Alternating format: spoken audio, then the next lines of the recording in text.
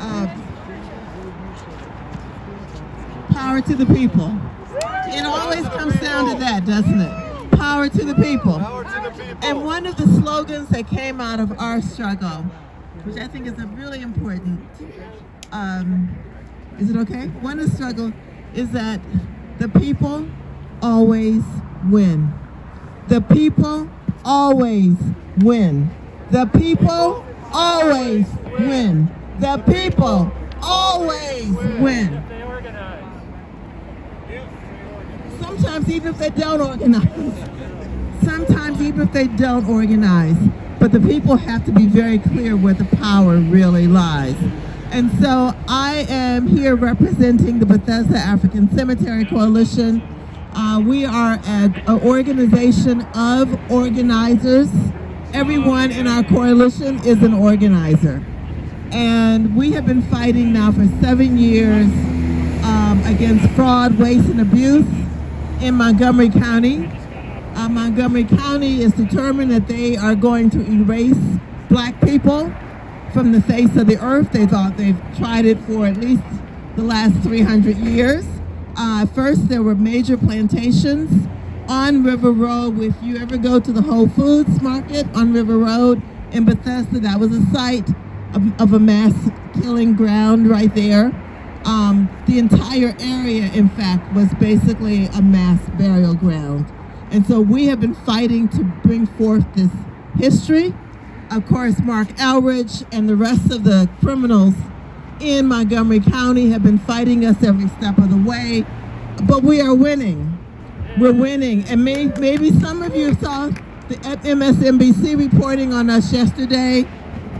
Next week is going to be some other major news outlets, but the truth is somehow getting through because you cannot hide the truth. And that's what Julian Assange is all about.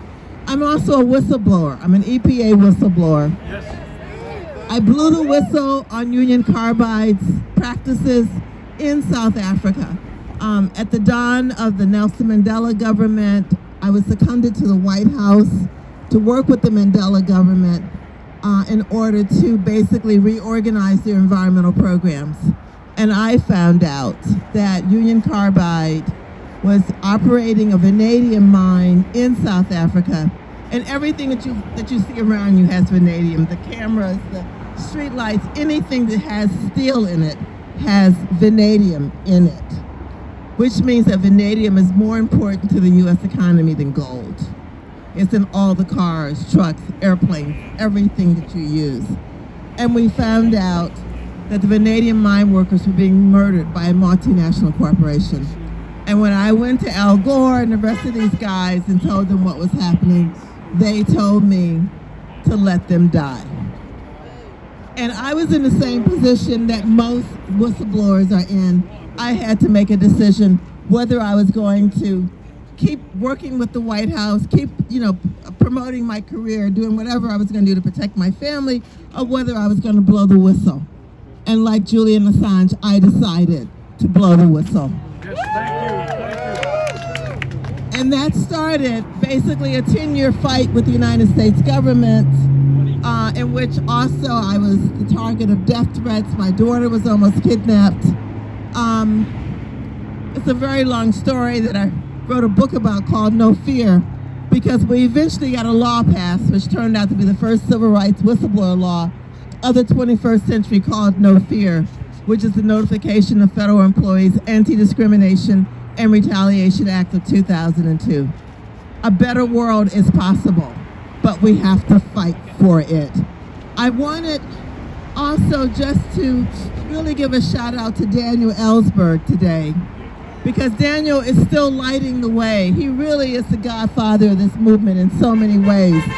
And he recently revealed that he had all the possessions of the Chelsea Manning information before it was sent out to the press. And so what he is now doing is challenging the U.S. government to arrest him under the Espionage Act. I mean, what kind of courage does it take to go on national TV and say, I am blowing the whistle on myself, and I dare you to put me in prison? I mean, this is incredible courage. And it's going to take all of us now to defend Daniel Ellsberg.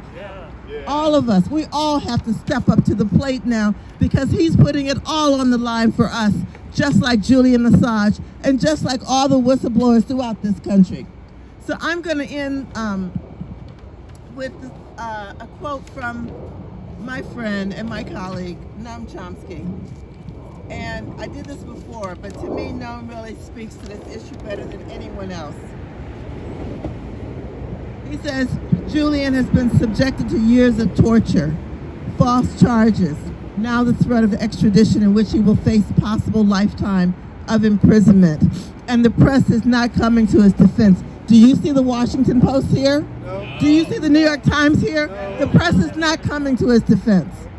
It's those voices in the streets which can end this tragedy of the Assange torture and persecution.